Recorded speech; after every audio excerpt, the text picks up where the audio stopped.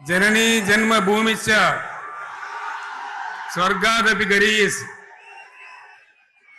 ఇది శ్రీరామచంద్రుడు లంక మీద యుద్ధం చేసి రావణ సంహారం చేసి అయోధ్యకు తిరిగి రావాలి అనేటువంటి ఆలోచనలో ఉన్నప్పుడు రాముల వారి సోదరుడు లక్ష్మణుని సహా ఆయన వెంట ఉన్న చాలా మంది పెద్దలు లంక చాలా సువర్ణమయంగా ఉంది, అద్భుతంగా ఉంది, మనం ఇంకా అయోధ్యకు ఎందుకు ఇక్కడి నుంచే పరిపాలన చేద్దామని అంటారు. దానికి శ్రీరామచంద్రుల వారు ఒప్పుకోలేదు.